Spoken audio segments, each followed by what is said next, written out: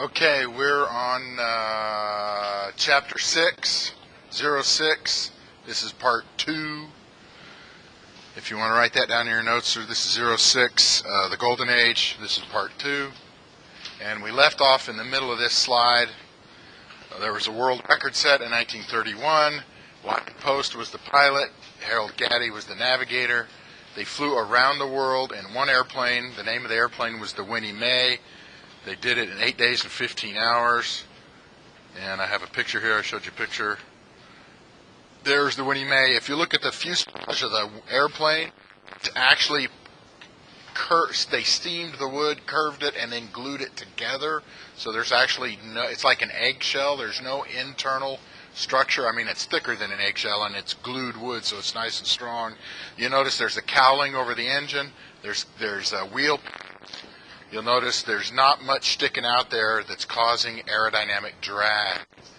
So good fuel economy, as relatively speaking, as well as speed. So then, people complained. Maybe I ought to say it this way. They teased Mr. Post and said, "What?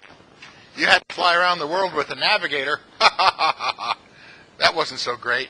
He said, "So, okay, fine." So 2 years later, he flew the same airplane. He flew pretty much the same route, and he flew it by himself. So the first solo trip around the world was done in 1933 by Wiley Post. In fact, you could say it was totally solo because he only had one eye.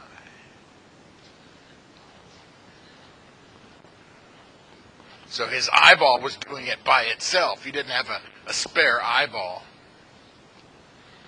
All right, so that's what you call guts. That's what you call guts. And remember, how accurate is weather prediction in 1933? And you're flying across India. Can you even get it, even if there was a weather prediction? There's most of the world there wasn't any way to even get the weather. So he got very lucky to have 7 days of weather that he could fly. But how much of that did he sleep? Probably 5 minutes at a time, because I don't believe he had an autopilot in 1933. All right. Well, I think Charles Lindbergh is very important, so we're going to watch a 6-minute video.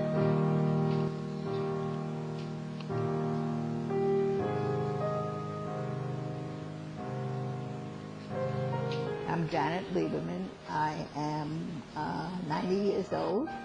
I have very vibrant memories of Charles Lindbergh's victory parade when he came to Brooklyn, and I was 6 years old. It was as a barnstorming parachutist, wing walker, and stunt pilot that he first learned to fly. Later, he went through the Army flying schools at Brooke Field and Kelly Field and began flying the mail from St. Louis to Chicago, and to dream of flying non-stop from New York to Paris. He knew it was possible. He knew he could do it. It captured the spirit of adventure in the men in the family, and they were very consumed with the details, the fact that he ate by himself, and how do you make it from New York to Paris all by yourself, flying an airplane? And it was a great phenomena, and something that captured the American public. And at 7:52, the Spirit of St. Louis began to roll down the muddy runway. Would it get off the ground, or would it crash at the end of the runway?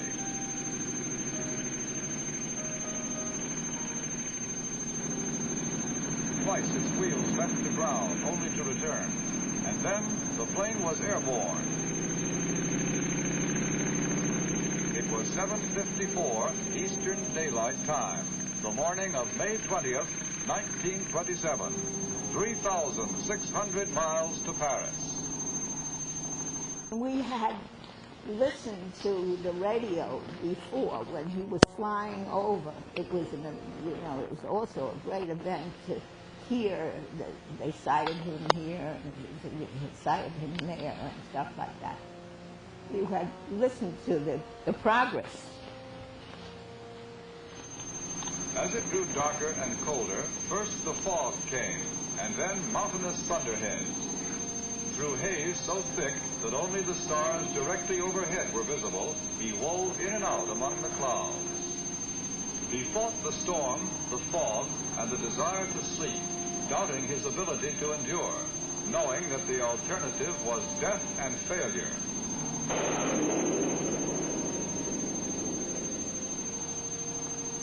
And finally, he broke the spell. The crisis passed. He was wide awake. It was 7:52 a.m. New York time. 3 hours later, he spied the fishing boats and knew that he was nearing land. He glided down and shouted as loudly as he could, "Which way is Ireland?" The crew just gaped. At 10 o'clock, 5 New York time, he saw the lights of Paris. He saw the hangars, the roads jammed with cars. Safely on the ground, he had barely cut the engine when the crowd reached the plane. They shouted his name over and over again, "Lindbergh, Lindbergh."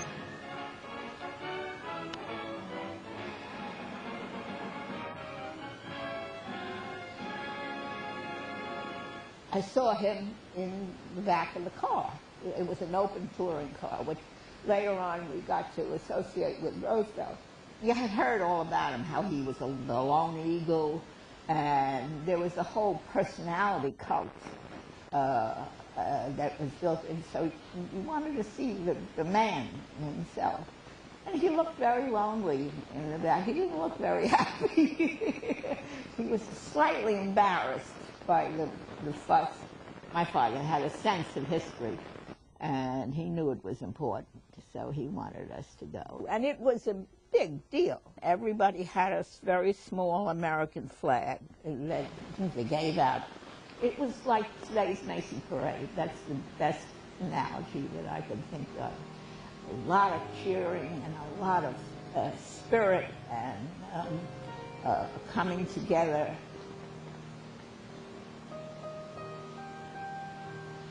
You know, it was really quite an event in our history.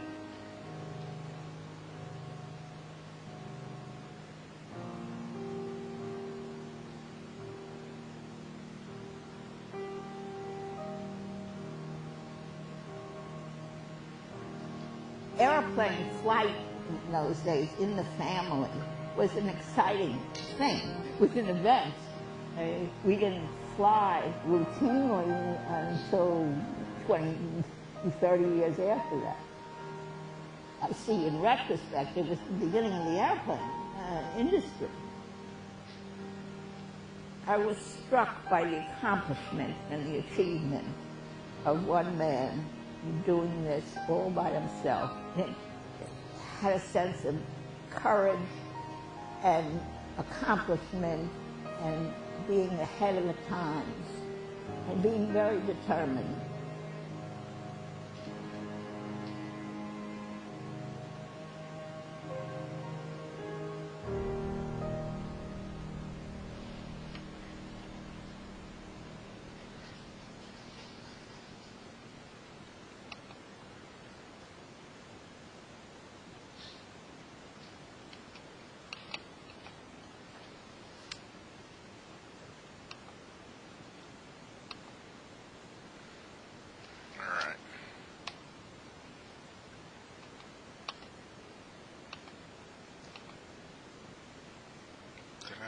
Why do I have that on this? Oh.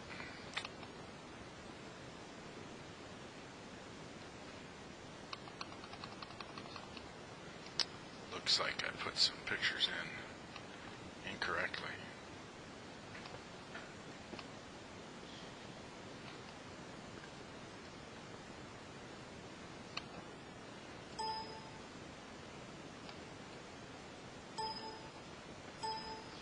Yeah. Question? You know, I do not know how Lindbergh passed away. That is A fantastic question. Interestingly enough, nobody picked doing an article on Lindbergh as their famous person. All right, let's talk about some altitude records. Sorry, I know everything else about Lindbergh except that. I'm just kidding, I don't know everything. So I'm not going to ask you these altitudes on the final exam, but what I do want you to look at, rather interestingly enough, you know, in 1903, the Wright brothers got 10 feet off the ground on their first round of flights. 1912, the altitude record. This is the world airplane altitude record. It's not dirigible, but the world airplane altitude records. You'll notice in 1912, it was 18,000 feet, so that was the highest altitude anybody reached before World War I started in 1914. And then 1919, so that's the year after the war was over, 31,000 feet. Holy mackerel. In 1930, 43,000 feet. So you can see it was a huge change after World War I. It kept getting higher and higher and higher really, really fast. This isn't every altitude record. I just picked some interesting ones. 43,000 feet, just so you know, you don't have to write this part down, is that generally speaking in little airplanes, the pilot or the required crew member has to use oxygen. If they go above 12,500 feet but not above 14,000, they got to use oxygen. They have to start using it within 30 minutes of when they get to that altitude. But if they go over 14,000 feet at any time, they have to start using right away. And so, and above 36,000 feet, or not 36, it's an indefinite number. But even if you're breathing 100% pure oxygen, you're barely getting enough oxygen at 43,000 feet. When I was in the service, there's a regulation that said you can't fly above 50,000 feet unless you're in a pressure suit. Even if the airplane is pressurized, you have to wear a pressure suit if you're above 50,000 feet. So the airplane I was in, a B-52, one time we got to 49,000 feet because we could. We were flying back across the Pacific. I don't remember what it was. It's like, let's see how high we can go. We got to 49,000 feet. Said, sweet. If the airplane had depressurized, we'd have gone on 100% oxygen. All right.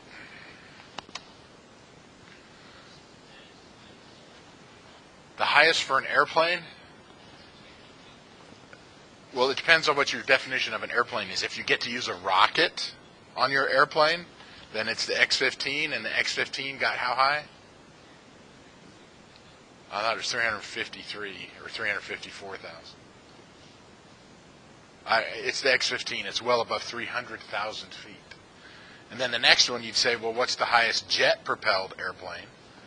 I think the SR-71, and it's in the 83,000 feet. Now that's what the Air Force is willing to say how high it would go. Maybe it went higher, they just weren't willing to say. So that's the highest jet-powered airplane. Then the next question would be, how about the highest gasoline or diesel-powered airplane with a piston engine with propeller? That's a really good question. I don't know off the top of my head. 43 was pretty good. All right, so we're going to talk very briefly about little airplane construction. What is it made out of? In that first 20 years, the structure was made out of wood, and it was covered with fabric. So you notice there's a picture here. This is the inside of a wing. These little pieces of wood are actually glued, and then they nail them together. And half the reason they nail them together is to just hold them in place while the glue is drying. So the structural part is made out of wood, and the wing is covered with fabric. Now, of course, you can see from 1900 and 1920 that includes up through and including World War I. There were also some people making fuselage. The fuselage was made out of wood, and it was covered in fabric. So again, I didn't put that in there. That's an error on my part. The fuselage structure was made out of wood, and they covered it with fabric. There were also lots of biplanes. Whoops, there's a picture. I like this next picture because it really lets you understand what the wings are made out of. So you can see there with the wings, it's very obvious the fabric is thin and not painted. So you can see the wooden structure on the inside and then the wings covered with fabric. You can see through some of the fuselage, like right down in here, is you can actually see some of the wood parts inside, but the light's not shining on it very well. The next decade, the 1920s to the 1930s, went to a wood that was made out of wing with fabric covering again, but they started making the fuselages out of steel tubing, not solid chunks of steel, not steel rods that were steel through and through, but hollow tubes. It saved a lot of weight. It was still pretty strong. And they covered it with fabric. So here's actually the frame of a fuselage with metal tubes welded together. They didn't glue it, they didn't nail it, they welded the metal tubes together. And pretty much in the 20s and 30s, most airplanes getting made in the 20s and 30s weren't biplanes anymore. They were monoplanes. Mono means one. Anybody ever heard that phrase, mono, e-mono? This is when you're going to either beat somebody up or they're going to beat you up. One-on-one. Is it spelled M-O-N-O? Okay. Question?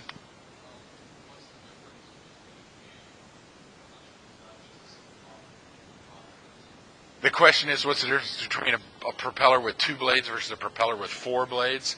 You can have a smaller diameter, and so your landing gear can be shorter. So if you go to an airport and you see an engine that has a lot of power, a lot of blades, like 4 blades or more, and you look, there's actually probably another same model of that airplane with a lower horsepower engine that has less blades. The problem is when you add more power to the engine, you need more propeller blades, or you need longer propeller blades. Well, you don't want to keep jacking the airplane higher and higher and higher off the ground and build longer and longer landing gear, because now that adds a lot of weight. So one way to compensate is to have, instead of 2 blades and the propeller diameter is 6 feet in diameter, add a 3rd blade or add a 4th blade, and then you get to still stay at 6 feet in diameter, but you can have more horsepower. Is that answering your question?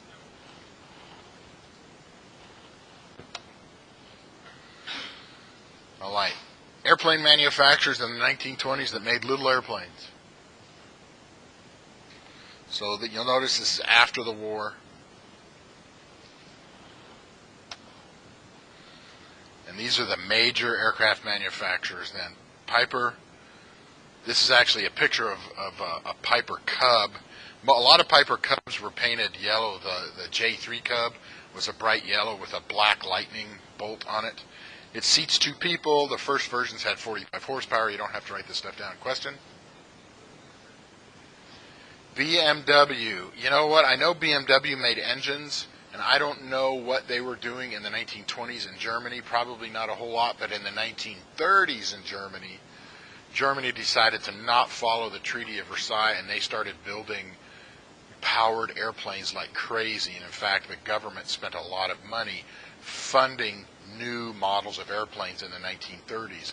We're going to get to that, but in the 1930s, in 1939, when Germany invaded Poland, and it's arguably that's the beginning of World War II, Germany had a great leap on most of the world in having the best airplanes.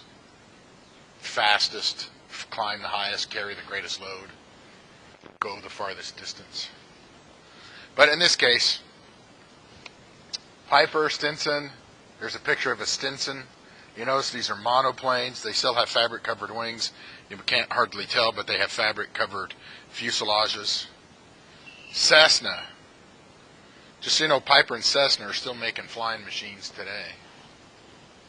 They just don't make very many of them out of steel tubing, fuselages, and fabric, or wood wings and fabric. Here's a picture of an old Cessna. It's hard for you to tell. I can look at it and I can tell that it's a fabric-covered wing and it's a fabric-covered fuselage. You notice these are all conventional landing gear. 2 big wheels way up in the front and a little tiny one way in the back. This one doesn't even have a cowling over the engine. Waco was a very popular aircraft manufacturer in the 1920s. And I'll bet you $100 I have another picture here. And sure enough, now this is a nice one. It's a biplane, but it's a fabric-covered wing, and I'm pretty sure that's a fabric-covered fuselage. That one's been fixed up. It's very pretty. Although I don't know if I would ever paint an airplane teal or aqua or blue-green. Well, it's not blue-green. That's teal or aqua. Blanca made a lot of airplanes back then. And I'm pretty sure I have a picture. And sure enough, there it is. Interestingly enough, you don't have to write it down, but that's a big, that's like a 6 or 8 seater. I actually found a picture of my grandfather. He actually got a flight in a bigger version of this. It had 3 engines on it. It actually had 1 engine on the nose and then 1 under each wing. And I found a picture of him and a couple of his friends in Kansas in the middle of the Depression in the early 1930s. I know you're not that interested. That's what I need to do. I need to put that into my slideshow. I'll give you $1 if you can name that guy. I don't think you. No, I don't think I look enough like him. So what I'd like you to get out of this slide is that in the 1920s there were a lot of aircraft manufacturers that were making good, solid airplanes. I think it would be kind of silly to make you memorize who was building little airplanes in the 1920s. That's kind of silly. But I would be happy if you could remember that there was lots of manufacturers making a lot of different airplanes in the 1920s. And I'm not going to, we already watched the video today. So now we can talk about airlines. What were airlines doing in the 1920s? Oh, I should have asked you that question. In France. Oh, there, I missed an R. That's actually A-E-R-O. Sorry. That's actually A-E-R-O. Aeropostal. Started in 1928. Aren't there T-shirts with that name on it? That word on it? How do you say it? Aeropostal? Yeah. Is that French? Is that an American version of a French word? All right. Like a lot of airlines, they got airmail contracts, and they wanted more additional ways to make money. Hey, we're making this route anyway. We got a couple extra seats. Let's sell the seats. Hey, wait, people are paying us money. Let's get a bigger airplane. We can carry more airmail, and we can carry more passengers, and on and on and on. Wow. In early 1930s, there were 5 French airlines, and they all merged in 1933. Government funding, the government owned a fourth of the airline, formed what is now Air France. And Air France is a very big international airline. They fly in France too. And I'm not going to get into the deals, but most of the agreements that countries have with airlines from foreign countries is you can't go in that country like the United States. It won't let you, if you're Lufthansa, they won't let you come into the United States and then haul passengers between New York City and Los Angeles. But they'll let you fly into Los Angeles or fly into New York and then fly out somewhere. But it's the same thing in other countries. So if you went to Mexico, you wouldn't see United Airlines flying from Guadalajara to Mexico City and back and forth. You'd see Aeromexico, or I don't know what the other airlines are in Mexico. It's not that the airlines can't fly into that country if they're not from that country, but they can't fly the country itself. The government doesn't allow foreign airlines to fly around on the inside of the country. So if you want to get a ticket, if you go to orbitz.com and you say, I want to fly from Fresno to Phoenix, there are no airlines that make that route that aren't already U.S. airlines. Now, if I wanted to fly from Fresno to, Tequila in the state of Jalisco, I don't know if the city of Tequila is that big, but if I wanted to fly from Fresno to Tequila, Mexico, then not only could United Airlines do it, but so could Aeromexico. I think Tequila is too small of a city. I don't know if they have airline service. Has anybody ever been to Tequila in the state of Jalisco, in the country of Mexico? You've been to Tequila? You've driven through it? You were in a car? Did you roll down the windows and smell the blue agave plants? Okay. Oh, you don't remember. Okay. All right. So let's talk about airlines in Germany. Lufthansa. Lufthansa is still an airline today, just like Air France. It's a very big and very popular international airline. They fly all through a lot of other countries. same thing with Lufthansa. It's an international airline. It was started in 1926 because the restrictions of the Treaty of Versailles was lifted. They could have powered airplanes.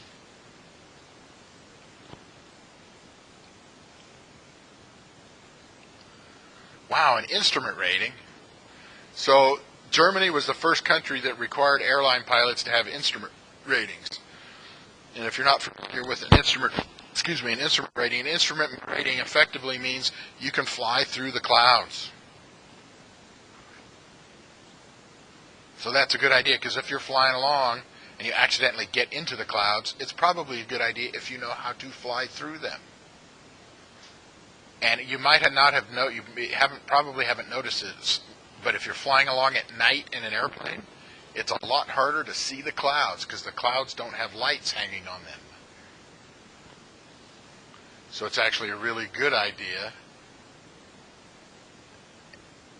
to have an instrument rating if you're going to fly at night, unless you have really, really, really good weather forecasting, which in 1929 it wasn't that good. Yes, question. The name of the German Air Force? The Luftwaffe. And Waffe is spelled with a W, not a V. L-U-F-T-W-A-F, I think it's F-F-E, Luftwaffe. And I don't know what the translation of English is. I haven't taken German since the 8th grade, and I can sing O Tannenbaum, and I can count to 10. I can say Dankeschön and Bitteschön, does anybody want me to sing O Tannenbaum? Don't get your hopes up. Okay, Alex would like me to sing O Tannenbaum. Oh, okay, that was enough. All right, let's talk about airlines in England. Yeah, usually after I sing about 20, 30 seconds, people start passing out or holding their ears or they're throwing up, so I try not to sing more than about 5 seconds in a row. Imperial Airways and British Overseas Airways Corporation, BOAC. So BOAC has been bought out by another airline. They're not in existence anymore, but they were a big airline back in the day. They got started in 1924. Holy mackerel. So, yeah, okay. 1924. And I was born a couple of years after that, 1926. Imperial Airways is mostly doing international flights. Can anybody think of a reason why if you start up an airline in England, why would you do international flights and not be flying around inside of Great Britain? What's your guess?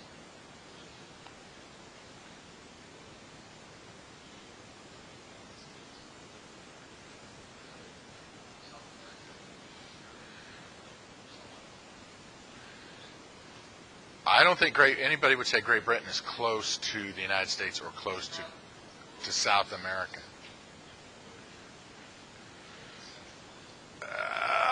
If you were in Great Britain and you flew to the northern United States or even the southern United States, say Florida, it's a lot farther to get to South America. So I don't agree with you. Huh? No, it was not because the United States and Great Britain were allies. Think about this. How big is the island of England, Great Britain? The island of England. It's not that big. In 1924, how expensive do you think flying on the airlines was compared to now? It was really expensive. It was ridiculously expensive. So it'd be like to fly from LA. Yeah, you had to be loaded to do that. Okay, all right. So you think there's a lot of flying going on? A lot of airline traffic inside of England. How big is England again? It's not that big. It's really much worth taking an airplane ride from northern England to southern England. But maybe there obviously must have been some kind of a market for flying from England to other countries, where now it could make a really big difference on how much time. So that's my guess. Because there was not a market for domestic flying inside of Great Britain. All right, the United States. I think some of us live there. There were 4 domestic airlines early on in the United States. When I say domestic, domestic means that they fly inside of one country.